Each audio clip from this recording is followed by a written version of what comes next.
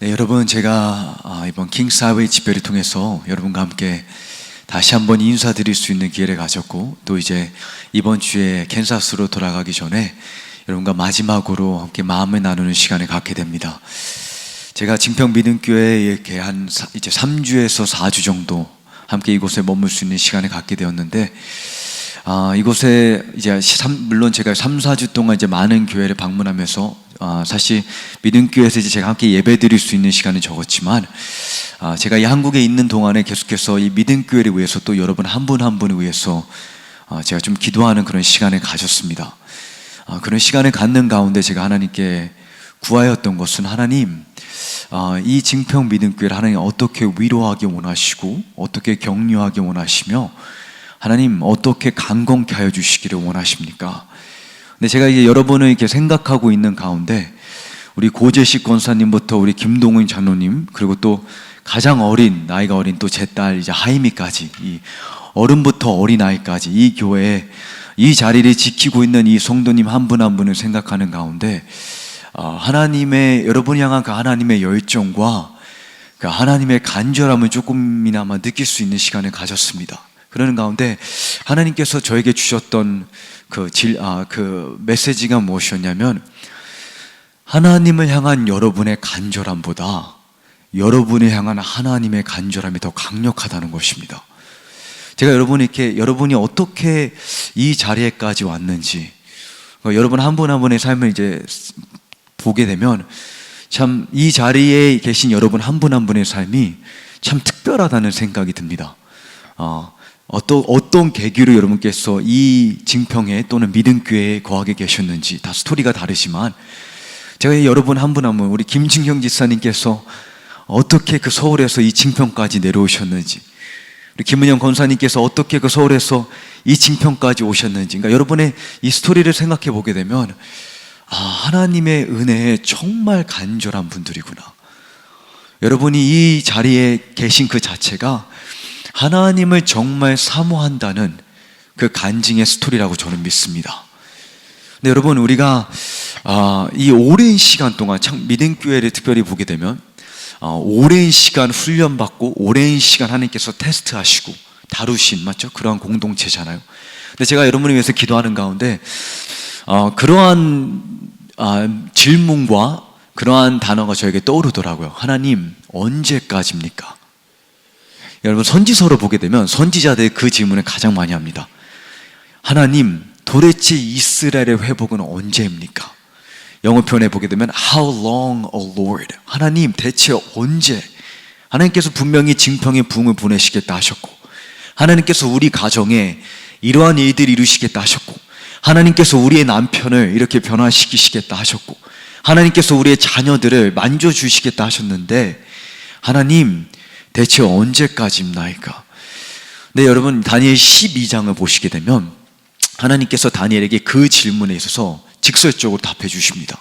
근데 그 답변이 어떻게 보면 우리에게 좀 부담스럽고 불편한 답변이 될 수도 있고, 어떻게 보면 우리의 심령을 위로하는 답변이 될 수가 있습니다. 7절에 한 천사가 다니엘에게 그 질문에 답변하기를, 하나님의 백성의 힘이 다 깨어지기까지, 영어 표현해 보게 되면 the shattering of the power and the strength, 그러니까 인간의 힘이 다 깨어지는 그 순간까지 하나님께서 기다리시다가, 무슨 말이냐면 하나님께서 우리에게 주신 약속을 이루실 시점이 되면 우리가 우리 스스로를 자랑할 게 없다는 것입니다. 사람의 힘을 자랑할 것이 더 이상 없고, 사람의 지혜를 자랑할 것이 더 이상 없고, 사람의 부유함을 더 이상 자랑할 수 없는 수준에 이르면 하나님께서는 단 1분 1초도 늦지 않으실 겁니다. 여러분, 믿으십니까? 하나님께서는 이미 약속하신 단비가 있습니다. 반드시 여러분의 삶과 이 도시와 이 지역에 하나님께서 가뭄을 깨트리실 것입니다. 마치 엘리야의 시대에 하나님께서 그 정확한 타이밍에, 영어 표현해 보게 되면 시편 102편에 13절에 하나님께서 시온을 은혜를 베푸시는 때가 정해졌나니, 하나님께서 정해신 기한이 있나니, 영어 표현에는 There is a set time, 정해진 정확한 때가 있나니, 그 set time이 되면 하나님의 정해진 때가 되면 하나님께서 반드시 시온을 회복하시리라. 마찬가지 여러분, 여러분의 삶 가운데 하나님께서 정해놓으신 정확한 때가 있습니다. 그 정확한 때는 단 1초도 늦춰지지 않습니다. 근데 그 정확한 때가 언제 임하느냐?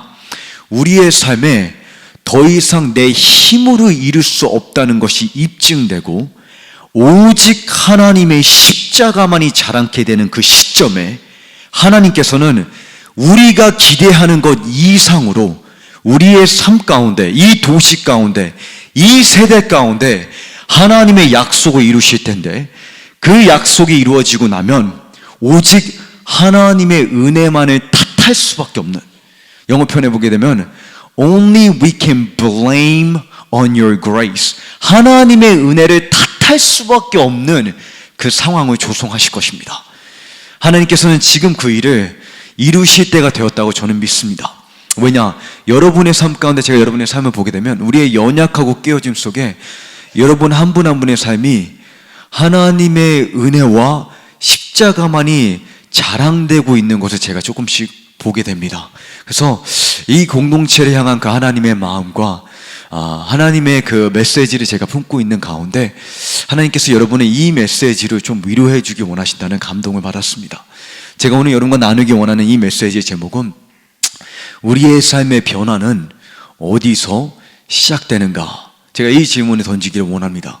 제가 이 질문을 던지는 이유는 제가 사역자로서 사역을 하다 보면 가장 그것이 청년이든 어른이든 어린아이든 가장 많이 받게 되는 질문이 뭐냐면, 선교사님, 제가 온 마음을 다해 하나님을 사랑해야 되는 거 압니다. 제가 신부로서 단장돼야 되는 것을 압니다. 제가 힘써 여호와를 알 때 힘써 하나님을 알아가야 된다는 것도 압니다. 제가 변화돼야 된다는 것을 아는데 제 삶에 변화가 있어야 된다는 것을 인정하고 변화되고 싶은데 어떻게 하면 내가 변화될 수 있겠습니까? 어떻게 하면 내가 성숙해질 수 있고 거룩해질 수 있겠습니까? 저는 그 질문에 예수님께서 우리에게 굉장히 구체적으로 말씀해주고 계시다고 믿습니다. 첫 번째 우리가 분명히 기억해야 되는 것은 여러분의 삶 가운데 선한 일을 시작하신 이가 하나님이시고 그 선한 일을 시작하신 하나님께서 반드시 그 선한 일을 이루실 것입니다. 여러분 믿으십니까? 이것이 빌립보 교회를 향한 사도 바울의 확신이었습니다. 빌립보 교회에게 사도 바울이 너희 안에 하나님이 선한 일을 시작하신 것이고 여러분이 선한 일을 시작하신 것입니다.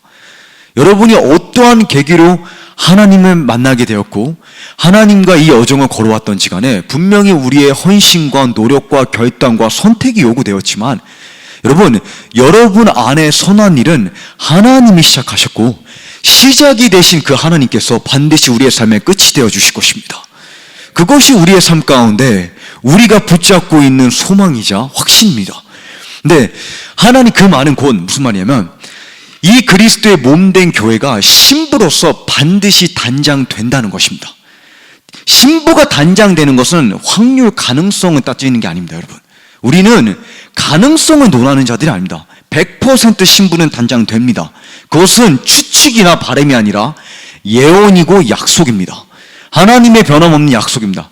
근데 그 약속 가운데 우리가 해야 될 역할이 있는데 하나님께서 시작하신 일이고 하나님께서 내가 내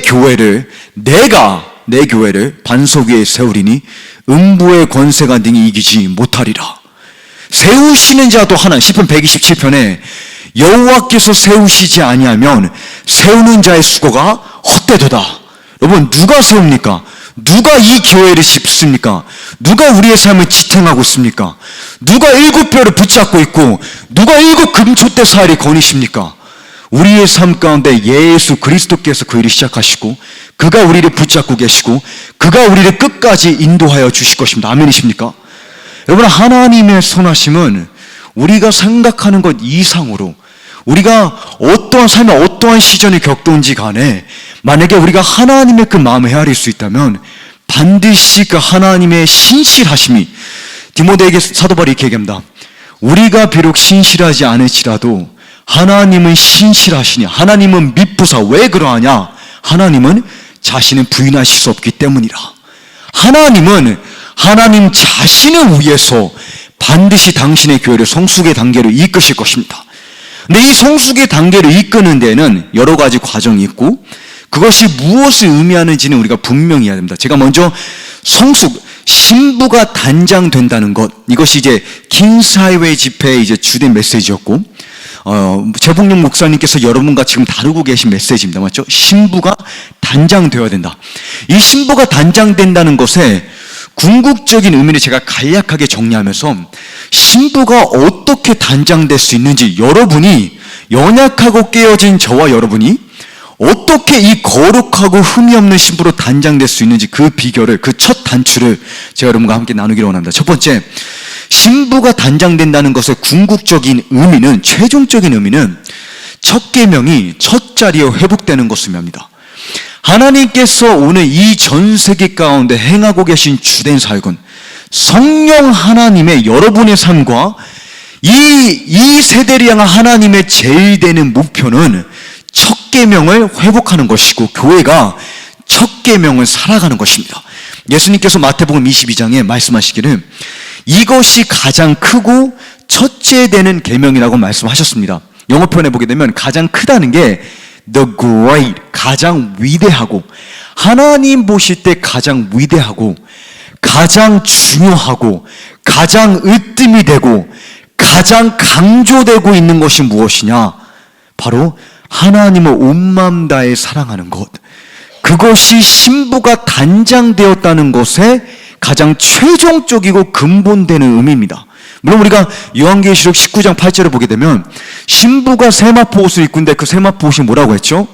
옳은 행실이라고 했습니다. 그런데 제가 오늘 여러분께 이 서론에서 뭐라고 제가 여러분께 논쟁을 할 거냐면, 제가 여러분께 이렇게 말씀드리겠습니다. 하나님께서 교회를 향해 꿈꾸고 계신 신부의 단장은 그저 경건한 선택이 아니라, 선한 행위가 아니라, 올바른 교리가 아니라 예수 그리스도의 영광 안에서, 그리스도를 아는 지식 안에서 최상의 기쁨을, 여기서 최상이라는 단어가 굉장히 중요합니다. 그냥 막연한 기쁨이 아니라, 추상적인 기쁨이 아니라 최상의 기쁨을 발견하고 그것을 맛보고 누리는 삶이다. 무슨 말이냐? 다시 말씀드리겠습니다. 하나님께서 보고 계시고 꿈꾸고 계신 단장의 의미는 그저 우리의 삶의 옳은 행실이 아니라는 것입니다. 왜 그러하냐?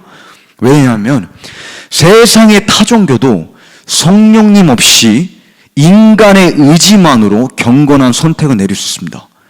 부처 믿는 사람도 크리스천만큼 선하게 살 수 있습니다. 그리고 하나님을 멸시하는 자성가도 자신의 의와 명예를 위해서 선한 행위는 행할 수 있습니다. 세상의 빌 게이츠나 그게 누구든지 간에 세상 사람도 자신의 이름 때문에, 자신의 명예 때문에 자기를 알리고 싶어서 선한 행위를 행할 수 있고 베풀 수 있고 좋은 선택은 내릴 수 있습니다. 예수님 없이, 성령 하나님 없이 인간은 의지만으로 올바른 선택을 내릴 수 있습니다. 그것을 증명하는 것이 불교이고 이슬람입니다. 이슬람도 자신의 의지만으로, 인간의 욕구만으로 자기 부인할 수 있습니다. 여러분, 기독교와 이슬람을 구분짓는 요소가 무엇입니까? 세상과 기독교를 구분짓는 요소가 무엇입니까? 세상과 기독교를 구분짓는, 그리고 또 한 가지, 귀신들도 하나님을 거부하면서, 하나님을 대적하면서, 하나님을 증오하면서 하나님을 믿고 두려워 떨 수 있습니다. 야고보서 2장 19절을 보시게 되면 사도 야고보가 이렇게 꾸짖습니다. 너희가 하나님을 아느냐? 잘 아는도다. 귀신도 하나님을 믿고 떠는도다. 여러분 그거 아십니까? 귀신도 예수님에 대해서 믿는다는 것, 귀신도 예수님에 대한 교리를 인정한다는 것. 마가복음 1장에 예수님께서 한 지방에 가실 때 귀신들이 뭐랍니까? 우리는 당신이 누군지 안다고 말합니다. 하나님의 아들이라 그랬습니다. 당신이 지금 우리를 멸하러 왔냐는 질문합니다. 그들은 예수 그리스도가 하나님의 아들이라고까지 인정을 합니다. 그들은 예수 그리스도가 하나님이라는 것도 고백을 합니다. 어떻게 보면 여러분, 그들도, 귀신들도 하나님 앞에 두려워 떨고 하나님을 경외하고 어떻게 보면 하나님에 대한 올바른 교리들을 시인합니다. 그러면 세상과 우리를 구분짓는, 귀신들과 우리를 구분짓는, 세상의 자선가들과 우리를 구분짓는 요소가 무엇일까요? 그것은 무엇이냐면 그 어떤 종교도, 그 어떤 자선가도, 그 어떤 귀신도 예수 그리스도를 기뻐할 수는 없습니다. 올바른 선택은 내릴 수 있고, 올바른 발언을 말할 수 있고, 올바른 도리는 행할 수 있지만 세상 사람은 그리스도를 기뻐하고 즐거워할 수 없습니다. 귀신들은 그리스도에 대한 올바른 이야기는 할 수 있지만 하나님의 마지막 때 계획은 인지하고 인정하고 고백할 수는 있지만 사탄도 자기의 때를 압니다. 여러분, 요한계시록 12장에 보게 되면 사탄이 자신의 때가 얼마 남지 않은 줄을 알므로 여자를, 이스라엘을 핍박하더라. 여러분, 어쩌면 우리 이 세상에 존재하는 모든 그리스도인들보다 어쩌면 사탄이 마지막 때 하나님의 계획을 더 잘 알고 있을 수도 있습니다. 그래서 더 적극적으로 열심히 내고 있는 것일 수도 있습니다. 그러면 거룩한 신부가 단장되는 것은 무엇을 의미하느냐? 그저 하나님의 마지막 때 계획을 이해하는 것이 아니라, 그저 올바른 행실을 갖고 있는 것이 아니라, 그런 것들은 그리스도인의 삶의 필수는 맞습니다. 우리의 삶 가운데 우리가 올바른 행실이 있어야 되고, 선한 행실이 있어야 되고, 경건한 선택이 있어야 되고, 올바른 교리가 있으니까 하나님에 대한 올바른 지식이 있어야 되는 것이 맞지만, 우리의 삶 가운데 신부가 단장된다는 것은 그저 경건한 선택이 아니라, 그저 선한 행실이 아니라, 그저 올바른 교리가 아니라 예수 그리스도께서 우리의 심령의 갈망이 되시는 것입니다. 그것이 우리를 구분짓는 요소입니다. 그래서 이사야 26장 8절에 그날이 무엇입니까?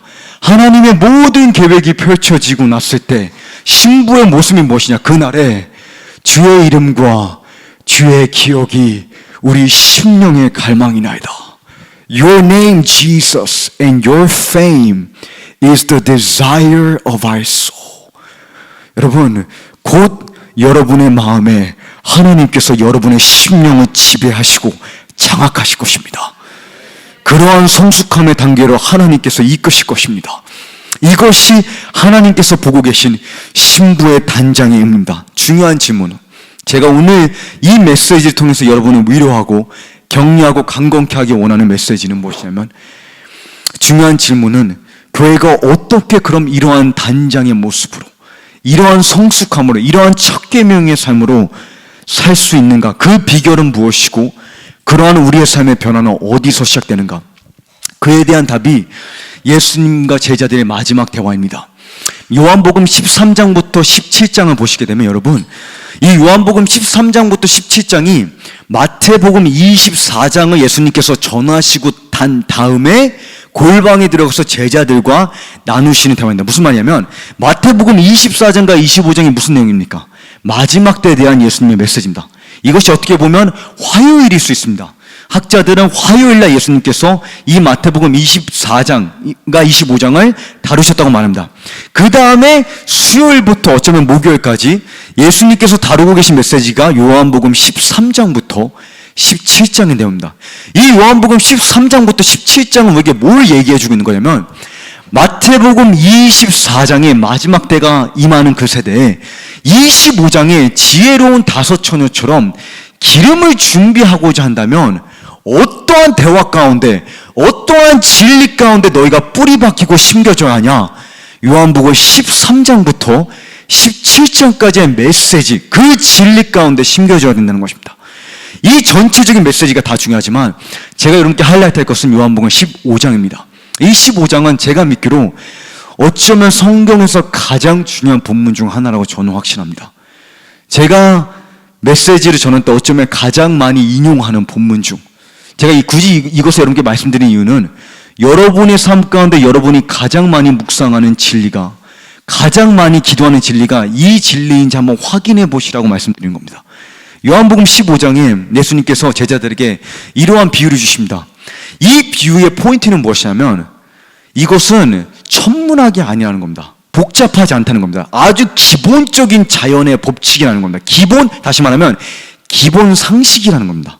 나는 포도나무요, 너희는 가지인데 너희가 열매를 맺고 싶어 하는데 그 열매가 예를 들어서 신부로서의 단장, 또는 거룩하고 흠이 없는 신부로서의 성숙함, 또는 하나님을 아는 지식, 우리의 삶 가운데 옳은 행실, 어떤 열매이든지 간에 너희가 열매를 맺고 싶고 하건대 예수님께서 말씀하시기를 나는 포도나무요 너희는 가지니 너희가 내 안에 거하고 내가 너희 안에 거하면 너희가 많은 열매를 맺을 것이라. 나를 떠나서는 너희가 아무것도 할 수 없느니라. 예수님의 표현에 의하면 영어에는 You can do nothing, impossible이라고 말씀하십니다. 여러분, 신부로 단장되기 원하십니까? 거하지 않고는 impossible입니다. 무슨 말이냐면 여러분의 노력과 결단으로만은 impossible이라는 것입니다.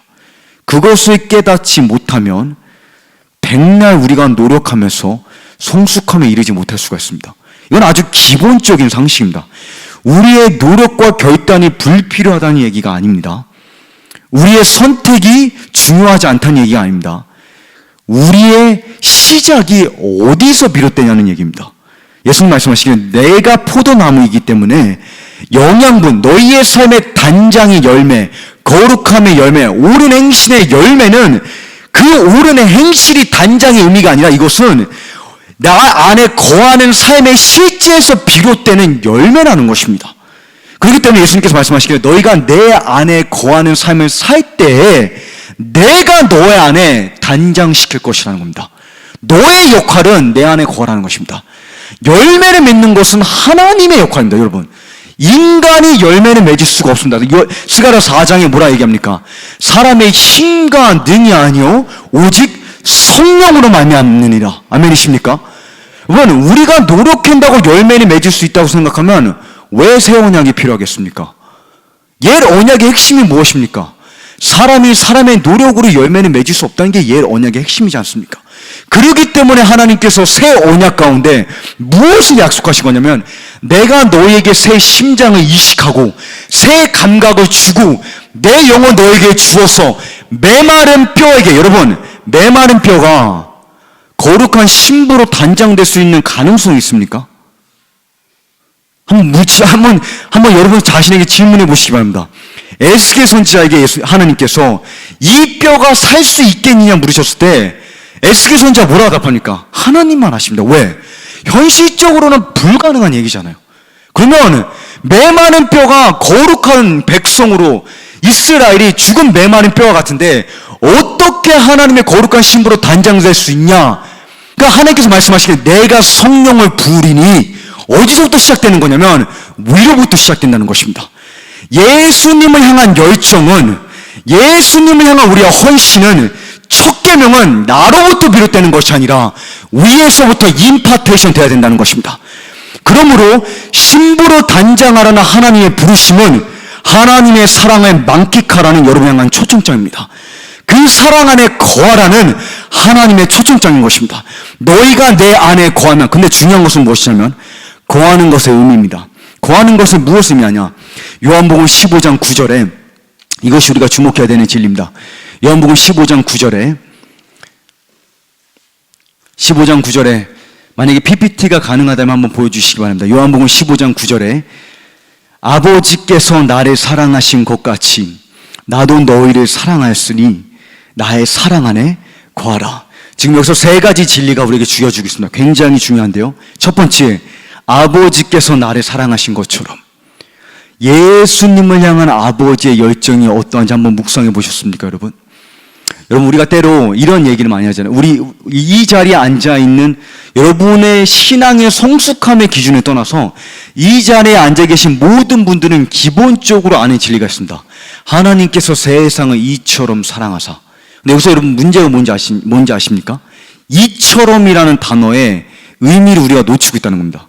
하나님이 우리를 사랑한다는 것은 기본 상식입니다. 근데 문제는 그것이 뭘 의미하는지를 우리가 놓치는데, 왜 놓치냐? 예수님을 향한 아버지의 사랑이 뭘 의미하는지 우리가 디스커넥트 되어 있기 때문입니다.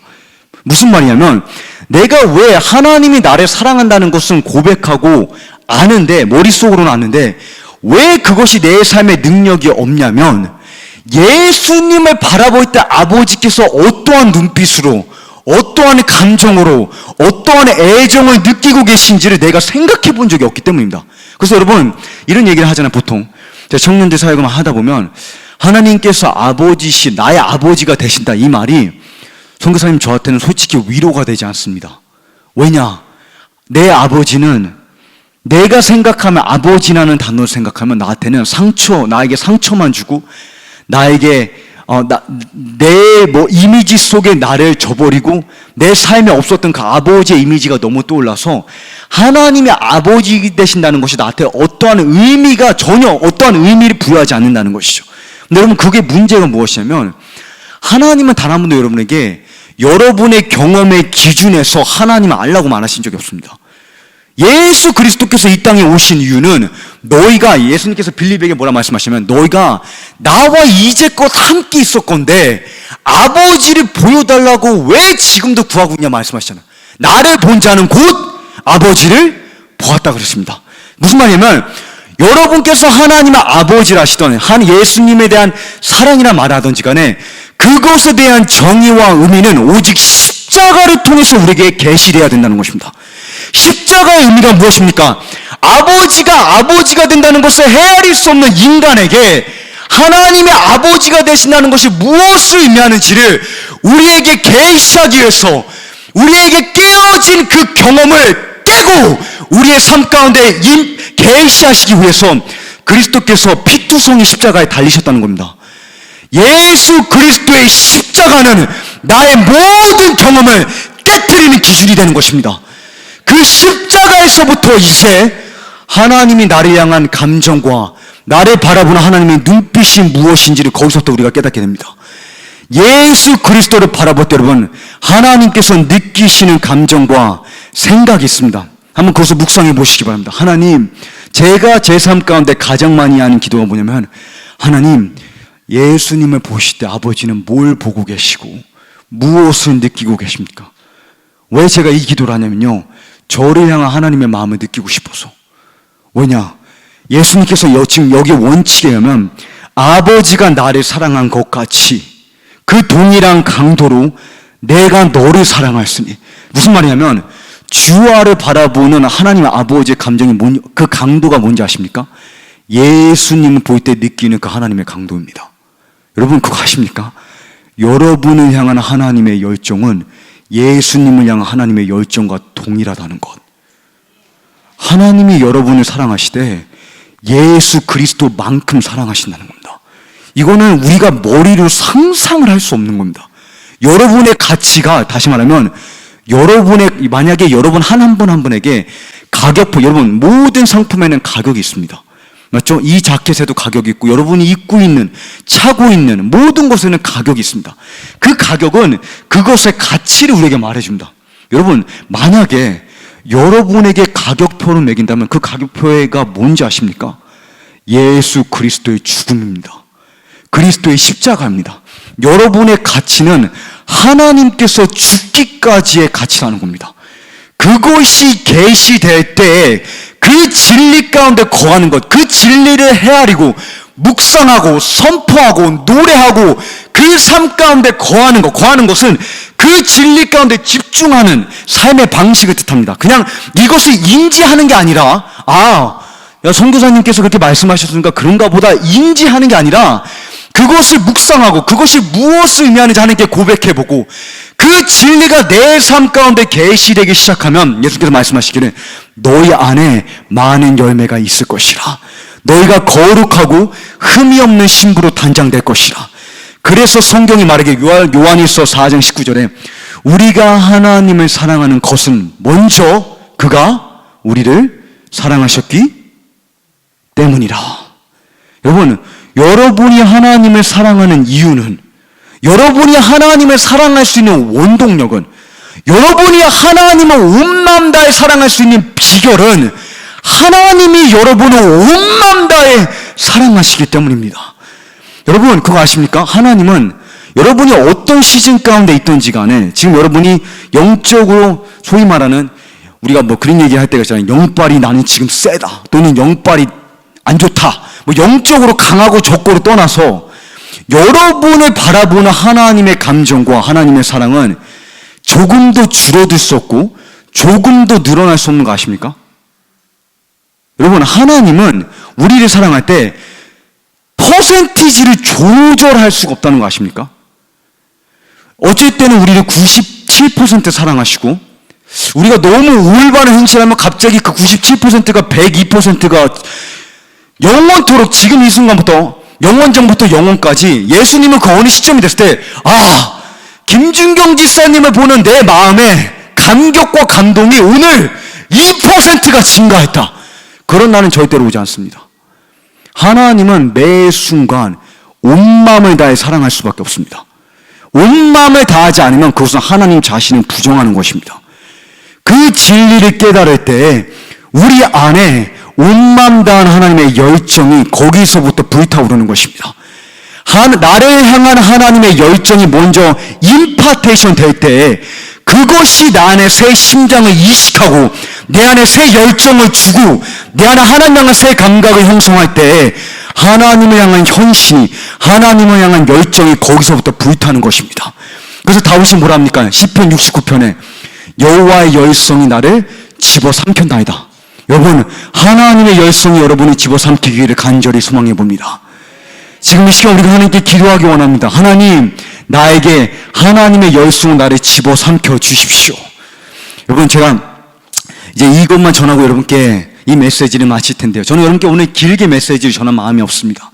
여러분이 이미 알고 있는 단순한 진리지만 이 익숙하고 단순한 것이 실제가 되는 것에 여러분의 승리의 비결이 있습니다. 여러분, 때로는 우리의 가장 큰 적은 익숙함입니다.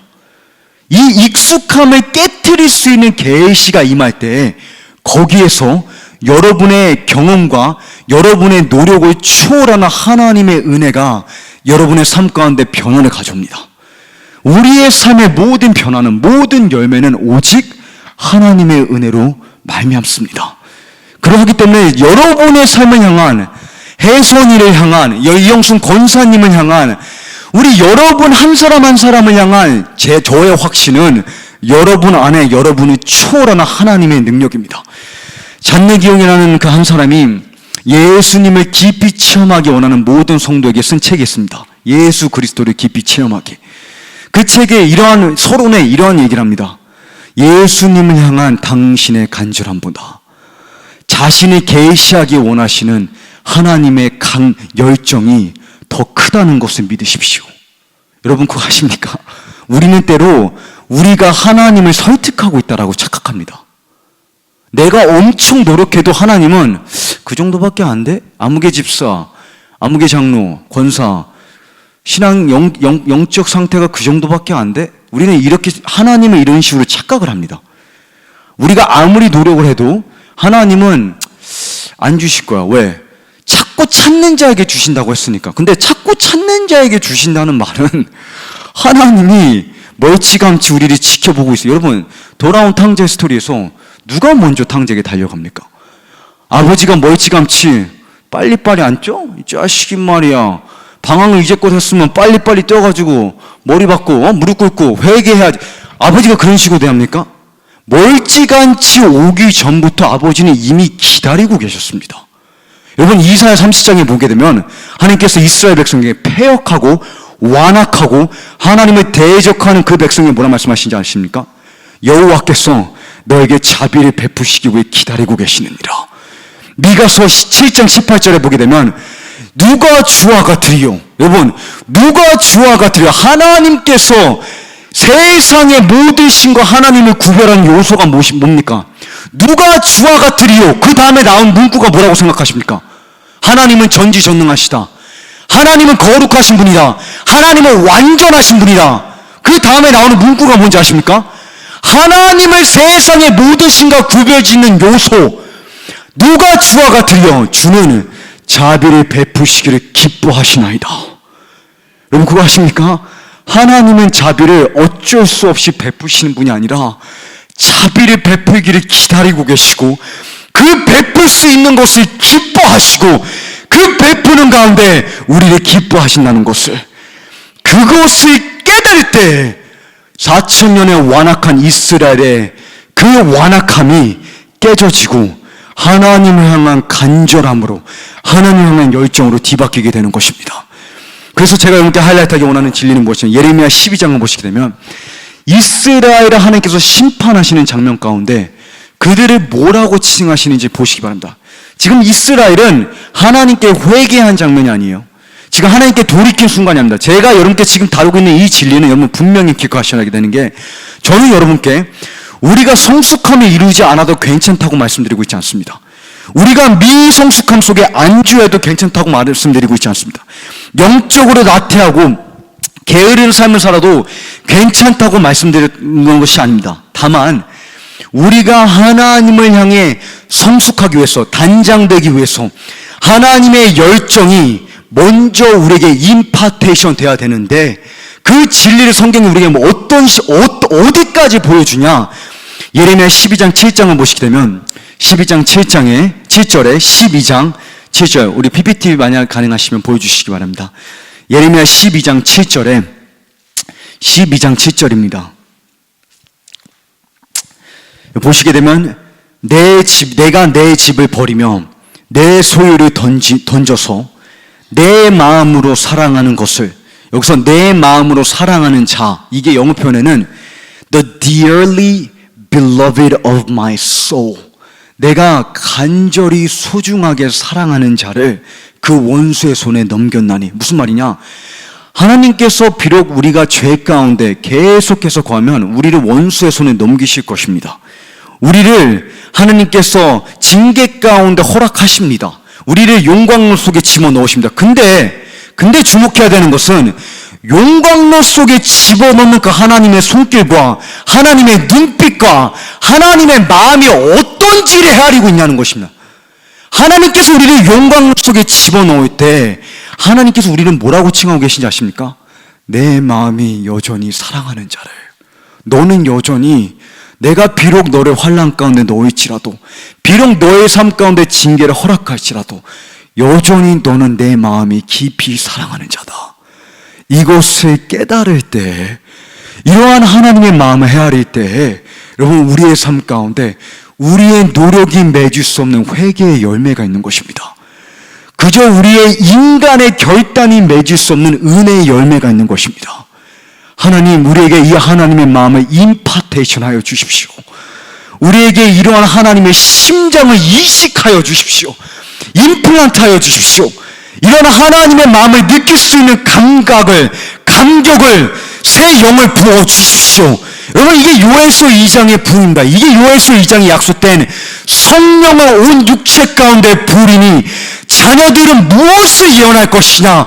하나님이 어떠한 분이신지를, 이 하나님의 아름다움을 계시할 것이고, 젊은이들은 이러한 하나님의 환상을 보게 될 것이며, 아비들은, 오랜 신앙생활을 해온 아비들은, 여러분이 30년을 신앙생활을 해왔던지 50년을 신앙생활을 해왔던지 간에 여러분 안에 새로운 하나님에 대한 감격이 예비되어 있습니다. 여러분, 고재식 권사님, 최기초 권사님 향한 하나님의 새 은혜는 이전의 은혜를 초월할 줄을 믿습니다. 오늘 이 순간에 유계순 지사님께서 권사님으로 임명되는 이 날에 지사님을 향한 하나님의 사랑이 확장되어야 될 줄을 믿습니다. 오늘 이 날에 우리가 그 하나님의 우리의 지식과 경험을 초월하는 그 하나님의 사랑을 깨닫는, 그것이 에베소 교회를 향한 음란과 방탕함과 음녀 바벨론 가운데 살아가는 에베소 교회를 향한 사도 바울의 기도문이 무엇입니까?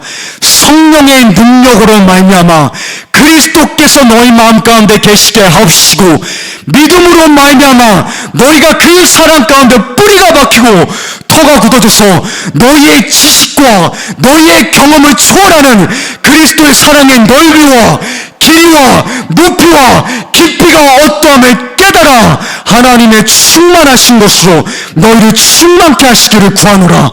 구하고 능히 기대하는 것 이상으로 채워주실 그 하나님께, 여러분이 기대하는 것 이상으로 하나님은 여러분을 간절히 사모하고 계십니다. 우리의 지식과 경험을 초월하는 그 그리스도의 사랑이 내 현실과 상황을 깨고 내 마음 가운데 그리스도의 사랑을 계시할 때 그 에베소 교회가 여러분 에베소 교회가 결국 어떠한 자리까지 했습니까? 첫사랑은 버렸잖아요. 맞죠?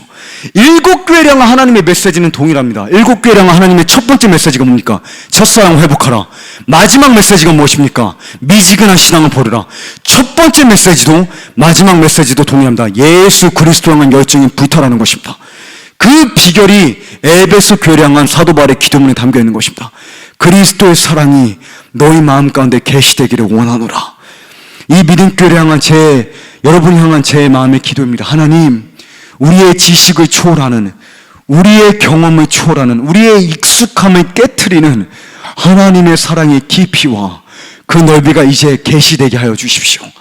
여러분, 매일매일 제가 제 자신을 위해서 매일 아침에 그리고 또 저희 가족을 위해서 기도하는 그 기도문이 바로 에베소 1장과 에베소 3장의 그 메시지입니다. 근데 제가 마지막으로 여러분께 이 진리를 말씀드리면서 이제 마치도록 하겠습니다.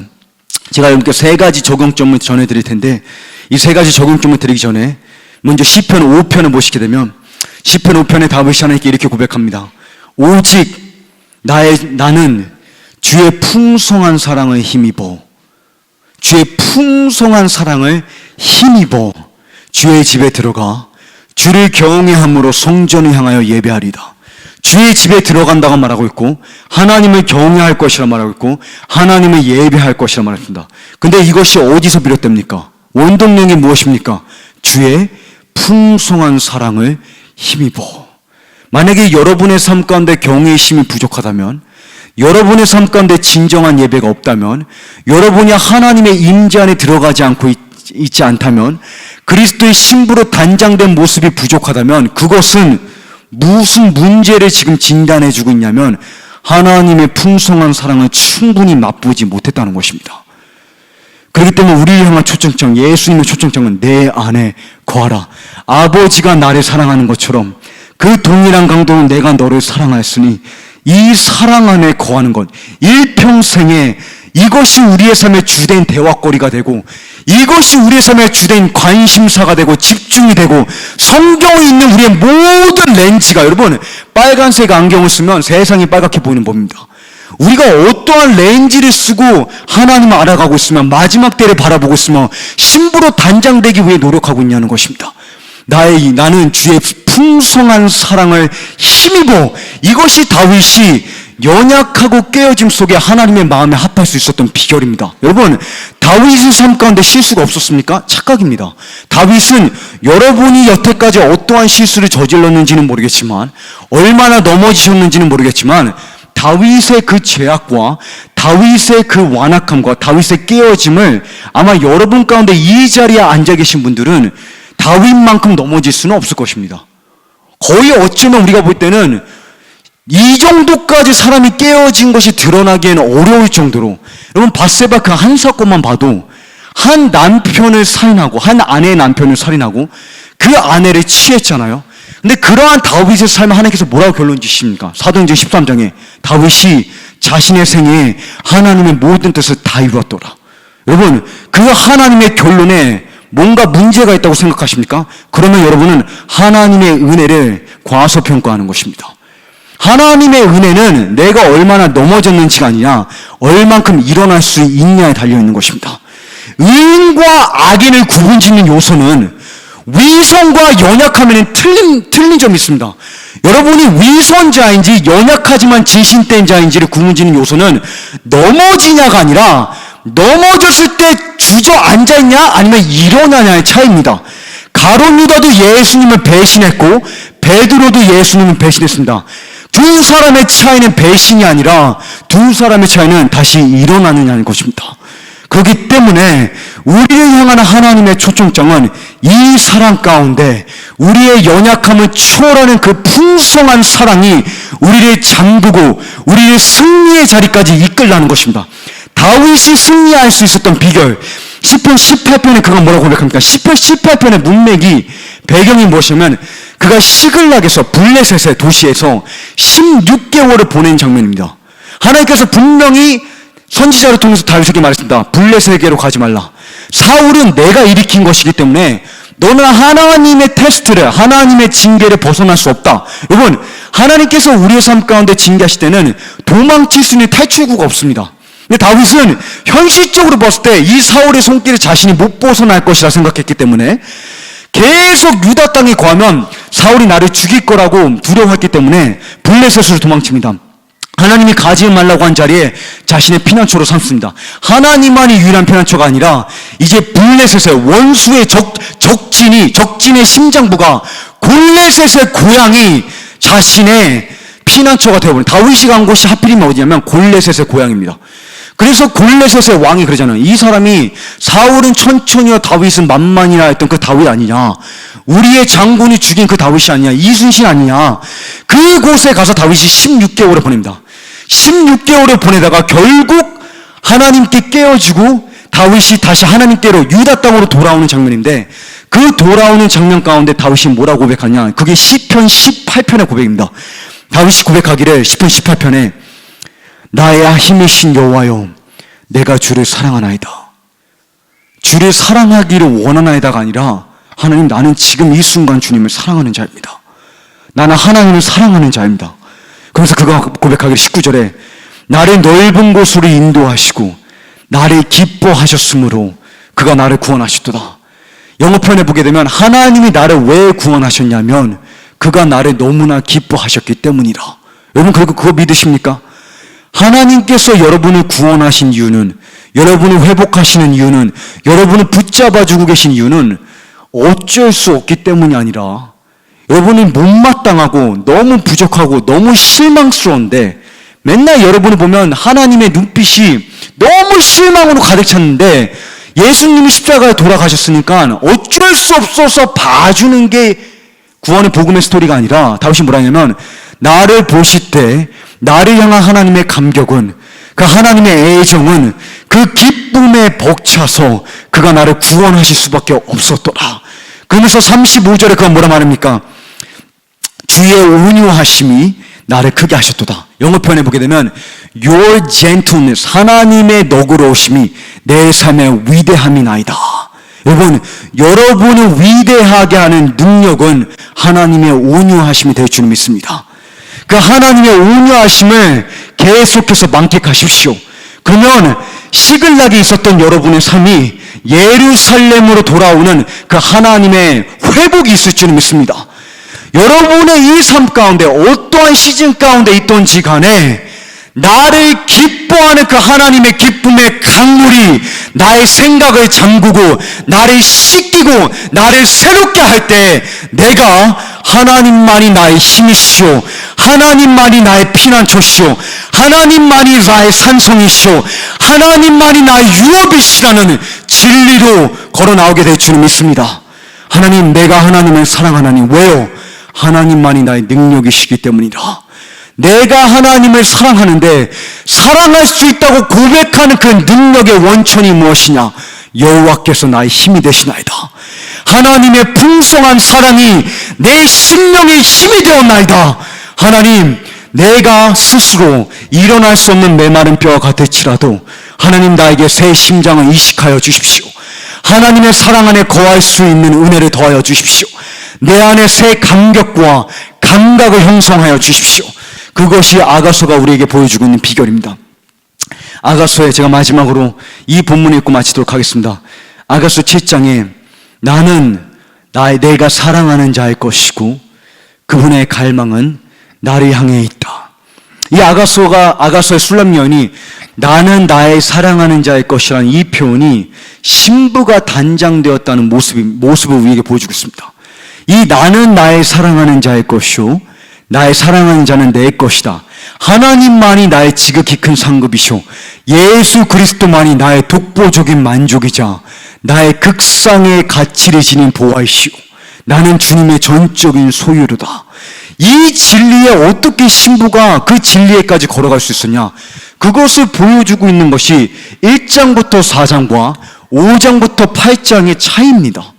1장부터 4장의 미성숙한 신부가 5장부터 8장의 성숙한 신부가 될 수 있었던 비결은 4장에 연약한 신부를 바라보고 있는 신랑의 마음이 계시되었기 때문입니다. 신랑의 메시지가 무엇입니까? 4장에 나의 사랑하는 자야, 너는 어여쁘고 어여쁘다. 이 본문에는 없습니다. 나의 사랑하는 자야, 너는, 내가 보는 너는, 이게 한국어 표현에는 적절하지 않습니다. 여러분, 부부관계에서 당신 어여쁘십니다 이러면 감동이 되십니까?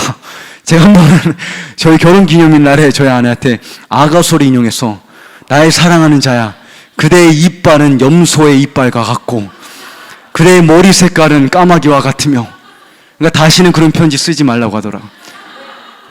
제가 볼 때는 솔로몬이 지혜는 많았던 것 같은데 로맨틱한 사람은 아니었던 것 같습니다.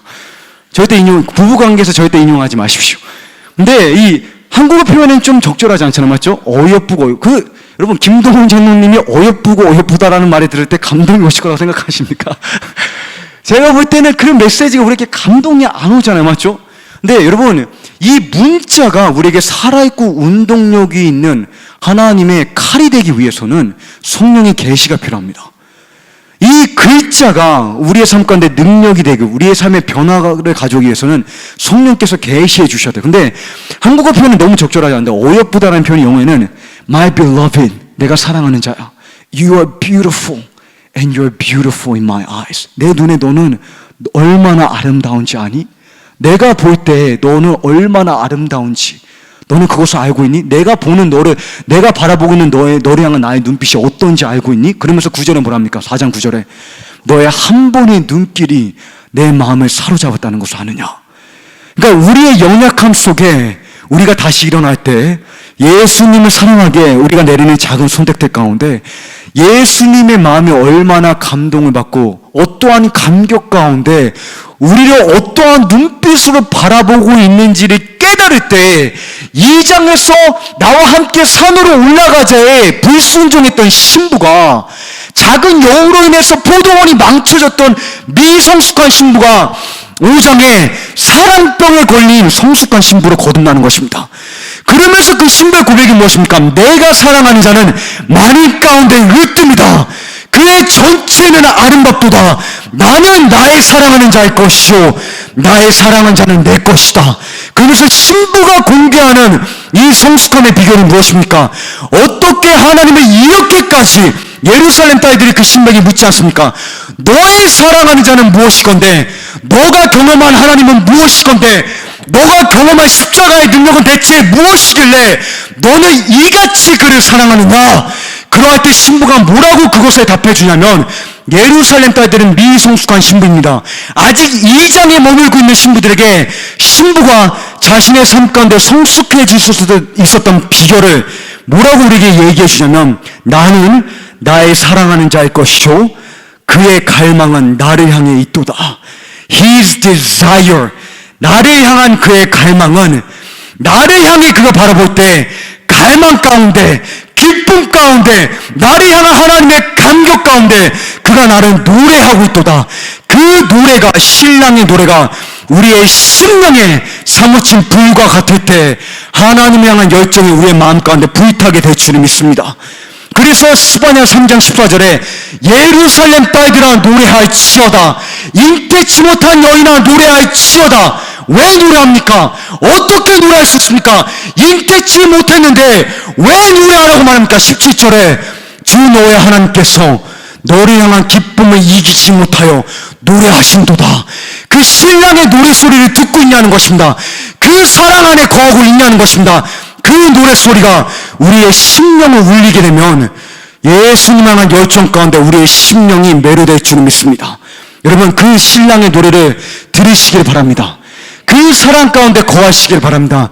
그의 갈망이 여러분의 생각을 지배하고 여러분의 마음을 새롭게 하고 여러분 안에 새로운 감정을 이식하기를 간절히 소망해 봅니다.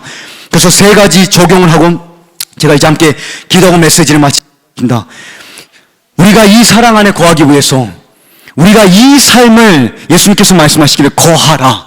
거하라는 것은 삶의 방식을 뜻합니다.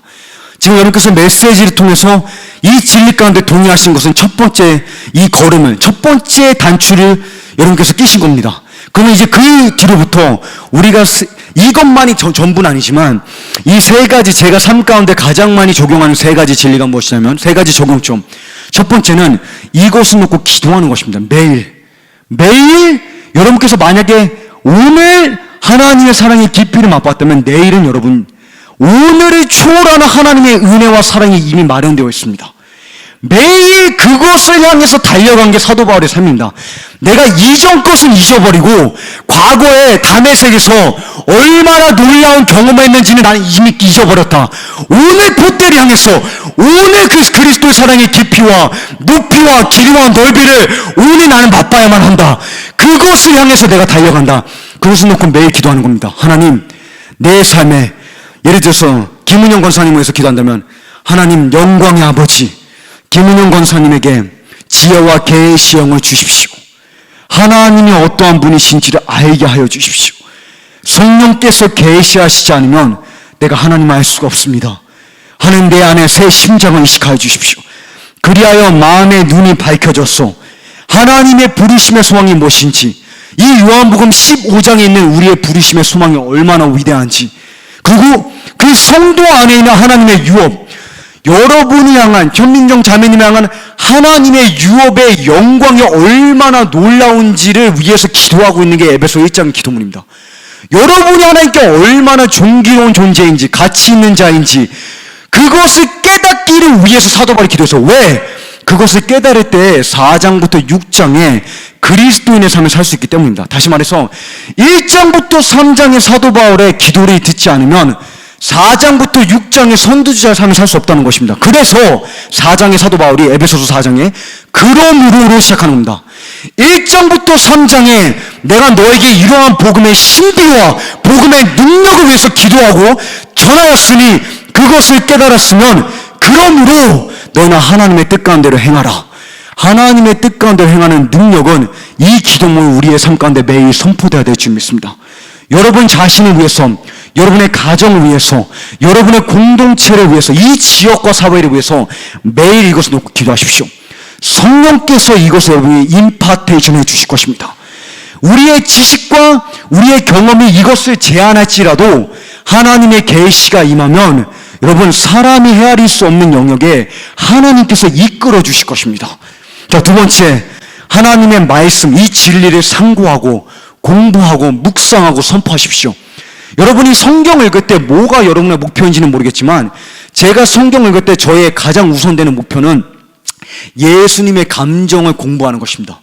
저는 성경 읽을 때 4가지 하이라이트가 있습니다. 뭐 그 외에 또 다른 성경 공부의 목적이 있지만 제가 4가지 하이라이터를 사용하는데 파란 색깔은 하나님의 성품 하이라이트입니다. 성경에 있는 모든 본문에 저는 하나님의 성품이 여기에 어디 담겨 있을까를 찾습니다.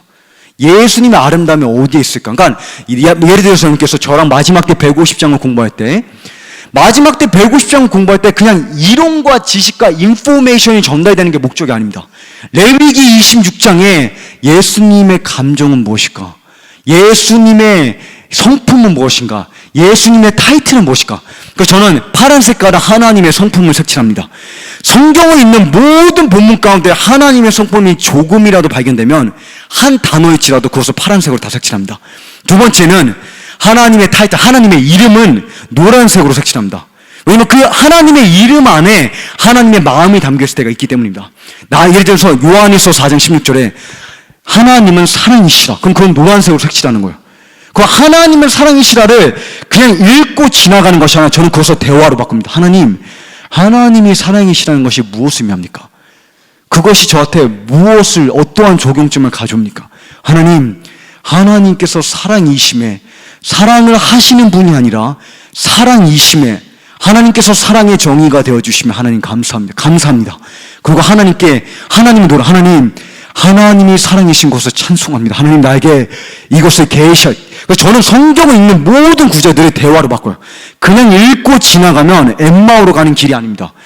이 엠마오로 가는 길을 가기 위해서는 예수님께서 제자들에게 성경에서 마음을 불타게 하셨던 것처럼 여러분께서 그 여정을 가시기 위해서는 이것을 대화로 바꾸셔야 돼요. 예수님, 아버지께서 나를 사랑하신 것처럼 내가 너희를 사랑하였으니 정말 아버지가 당신을 사랑하는 그 동일한 강도로 하나님 나를 사랑하십니까? 강성은 형제를 하나님 동일한 눈빛으로 보고 계십니까? 그래서 여러분께서 질문해 보십시오. 하나님, 안 느껴지지만 나에게 계시하여 주십시오. 그러면 날이 갈수록 하나님께서 이것을 열어주십니다. 그래서 두 번째는 하나님의 타이틀을 노란색으로 색칠하고, 세 번째는 하나님의 애정, 하나님의 모든 감정을 저는 분홍색으로 색칠합니다. 하나님이 예를 들어서 성경에 슬프다, 애통하고 계시다, 하나님께서 기뻐 노래하신다, 내가 너를 헵시바라 칭하리니, 이사야 62장 4절에 이는 여호와께서 신랑이 신부를 기뻐함 같이 내 주 하나님 여호와께서 너를 기뻐하시느니라. 그것은 분홍색으로 색칠하는, 그러면서 여러분께서 질문하신 겁니다. 하나님, 정말 신랑이 신부를 기뻐함 같이, 여러분, 하나님, 이것이 그냥 감성적인 표현입니까? 비유적인 표현입니까? 정말 이것이 실제입니까? 실제라면 이것이 뭘 의미합니까? 하나님, 나에게 계시하여 주십시오. 하나님, 나를 헵시바라 칭하여 주시면 감사합니다. 여러분께서 갈등이 있는 관계에 누구 집사님이든 또는 배우자이든 자녀이든, 하나님, 우리 유계순 집사님을 볼 때 하나님이 헵시바라 말씀하고 계신 것이 무엇을 의미합니까? 나에게 계시하여 주십시오. 그 다음에 네 번째는 하나님의 행적입니다. 하나님의 모든 행적에는 하나님의 어떠한 분이신지, 하나님의 감정과 하나님이 누구신지에 대한 지식이 담겼습니다. 이 네 번째는 제가 초록색으로 색칠합니다. 그래서 이사야서를 읽던 어디를 읽든지 간에 예수님께서 행하시는 모든 행적을 저는 주목하면서 초록색으로 색칠합니다. 근데 이 모든 성경 읽기에 여러분께서 가장 중요한 것이 무엇이냐면 이것을 대화로 바꾸는 겁니다. 그냥 이것이 지식으로 읽고 스쳐 지나가는 것이 아니라 대화로 바꿔서 그것을 여러분께서 교재로 사용하신다면 여러분 안에 처음에는 느껴지지 않을지라도 엄청난 변화의 역사가 일어나게 됩니다. 하나님을 아는 지식이 여러분을 조금씩 집어삼키고 여러분의 감정을 뒤바꾸고 여러분의 성향을 바꾸면서 여러분 안에 새로운 감격과 새로운 감격을, 이 하나님 향한 감동을 이식하고 증가하는 것을 여러분께서 느끼게 되십니다. 그래서 여러분께서 주목할 것은 그냥 이것을 실천하되 그냥 거기서 머무르지 마시고 하나님과의 대화를 바꾸십시오. 그 다음에 마지막으로 우리가 하나님의 사랑 안에 거하기 위해서 무엇을 실천해야 되냐? 참소의 소리를 끊으십시오. 여러분, 요한계시록 12장을 보게 되면, 저희가 이제 이 본문을 읽고 마치겠습니다. 요한계시록 12장 10절부터 11절을 보게 되면 지금 사탄을 뭐라고 설명하는지 여러분 주목하시기 바랍니다. 이 마지막 때 전쟁에, 맞죠? 교회를 짓밟고 이스라엘을 박멸하고자 하는 사탄을 지금 성경이 뭐라고 계시하고 있냐면, 성경이 사탄을 누구로 소개하고 있냐면, 무슨 말이냐면 사탄의 종말론적인 성향, 마지막 때 사탄의 주된 사역이 무엇이냐? 바로 참소입니다. 제가 사탄을 생각할 때는 아마 살인마라고 먼저 특정을 지을 것 같아요. 근데 하나님께서 우리에게 계시하시는 사탄의 주된 사역이 뭔지 아십니까? 여러분을 밤낮으로 참소하는 것입니다. 그래서 요한계시록 12장 10절에 승리하는 교회, 이 사탄을 이긴 단장된 신부는 무엇을 이겨야 되냐? 무엇을 극복해야 되냐? 바로 사탄의 참소의 소리를 끊어야 된다는 것입니다. 그래서 10절과 11절을 보게 되면 우리 형제들이 참소하던 자, 곧 하나님 앞에서 밤낮 참소하던 자가 쫓겨났고, 11절에 또 우리 형제들이 어린 양의 피와 자기들이 증언하는 말씀으로, 지금 어린 양의 피와 자기들이 증언하는 말씀 뭡니까? 예수 그리스도의 십자가의 진리가 내 현실을 능히 이겼다는 것입니다. 예수 그리스도의 십자가의 진리가 내 삶 가운데 내 생각을 장악하고 내 감정을 지배하는 겁니다. 그리고 어떻게 우리가 이 사탄의 참소를 이기냐면 자기들의 증언하는 말씀으로 그 하나님의 십자가의 진리를 바라보는다. 내 실수와 내 연약함으로 보이는 내가 아니라 그리스도의 십자가를 보았을 때 보이는 나의 모습을 고백하고 선포하고 그 자리에, 그 정체성 안에 들어가는 그것을 선포할 때 그들을, 이 그리스도의 몸된 교회가 그를 이겼으니 그들은 죽기까지 자기들의 생명을 아끼지 아니하였도다. 자, 주목하십시오. 우리가 마지막 때 순교적인 신앙의 자리까지 가기 위해서 어떻게 교회가 자신의 목숨을 아끼지 아니하며 죽음도 두려워하지 않는 그 신앙의 성숙함에 갈 수 있냐? 예수 그리스도의 십자가에서 비롯된 진리가 내 생각과 내 마음과 내 감정을 지배하는 것입니다. 그러므로 사도 바울이 우리를 격려하기를 너희는 너희의 생각을 변화받아 너희 마음을 새롭게 하라. 우리의 생각을 변화시킨다. 어떻게 변화시킬까? 말을 선포함으로 변화시키는 겁니다. 여러분의 실패와 실수와 넘어짐과 연약함이 보일 때 하나님의 은혜를 선포하십시오. 하나님, 지금 이 시간 주는 나의 힘이시니 내가 다시 일어나겠습니다. 내가 하나님을 사랑하는 자입니다. 하나님을 다시 사랑할 것을 결단합니다. 하나님, 나는 실패자가 아닙니다. 나는 낙오자가 아닙니다. 나는 승리자입니다. 예수 그리스도의 십자가의 능력이 나의 연약함을 초월할 줄을 믿습니다. 하나님, 나를 향한 하나님의 노래를, 나를 향한 당신의 마음을 나에게 계시하여 주십시오. 그것을 여러분께서 선포하십시오. 그것을 계속해서 노래하십시오. 여러분의 자녀를 볼 때 그 깨어지고 못마땅한 그 자녀의 모습 속에 그 자녀를 향한 신랑의 노래를 노래하십시오. 그것을 선포하십시오. 그러다 보면 진리가 그 메마른 뼈에 생기를 불어넣을 줄을 믿습니다. 그래서 여러분의 삶 가운데 참소의 소리를 끊되 어떻게 끊냐? 진리로. 사탄이 예수님을 유혹할 때 예수님께서 뭐라 말씀하셨습니까? 오직 기록되어 있으니 사람은 떡으로만 사는 것이 아니오 하나님의 진리의 말씀으로 사느냐. 믿으십니까? 여러분, 우리의 현실의 우리의 모습이 아니라 우리를 향한 예수 그리스도의 십자가의 발언으로 말미암아 우리가 사는 줄을 믿습니다. 예수 그리스도의 십자가에는 나를 거룩할 신부라고 칭하셨다. 그리스도의 십자가는 내 말은 내 심령의 생기를 불어넣으셨다. 나는 그리스도의 눈에 아름답고 아름다운 자이다. 그 진리 가운데 선포하고 나오시기를 바랍니다. 자, 이제 일어나고 우리가 함께 기도하고 마치도록 하겠습니다. 함께 기도할 때 제가 함께 이렇게 기도하기 원합니다. 제가 여러분께 말씀드리기를, 성령께서 우리에게 새 심장을 이식하지 아니하시면, 하나님의 능력이 우리의 삶 가운데 임파테이션 되지 않으면 우리가 이것을 경험할 수도 없고 맛볼 수도 없고 보일 수도 없습니다. 그래서 여러분, 이사야에게 하나님께서 이렇게 말씀하시잖아요. 이 백성은 눈이 있어도 보지 못하고 귀가 있어도 듣지 못한다. 성경에 기록되어 있지 않아서가 아니라 기록되어 있는데 그냥 글자로밖에 남을 수가 없다는 것입니다. 근데 언제 글자가 우리의 삶을 지배하는 하나님의 능력이 되냐? 성령께서 우리에게 새 심장을 이식하시고, 신명기 30장 6장에 그때 하나님께서 내 마음에 할례를 베푸시리니 그가 너로 하여금 내 주 여호와 하나님을 온 마음 다해 사랑하게 하리라. 그때 그날에 예레미야 24장 7절에 내가 내 마음에 여호와를 아는 마음을 주리니 너는 전심으로 여호와께 돌아오게 될 테인데 나는 너의 하나님이 되고 너는 내 백성이 되리라. 에스겔 37장에 그때 내가 너의 무덤을 열고 너를 너의 모든 타협에서 구원하리니 나는 너의 하나님이 되고 너는 나의 전적인 소유가 되리라. 여러분, 하나님께서 우리의 무덤을 열어주시기를 지금 이 시간 기도하기 원합니다. 하나님, 지금 이 시간 우리의 마음에 할례를 베풀어 주십시오. 그것이 여러분 이 자리에 열심을 갖고 있던 분이든 아니면 조금 신앙이 꺼져 계신 분이든 모두에게 적용되는 겁니다. 왜냐? 지금 이 순간 하나님 향한 더 큰 감격이 예비되어 있기 때문입니다.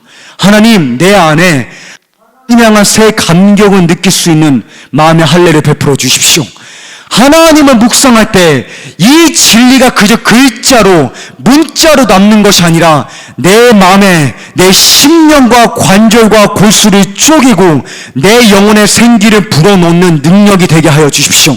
지금 시간 함께 기도하기 원합니다. 하나님, 우리에게 지혜와 계시형을 더하여 주시옵소서.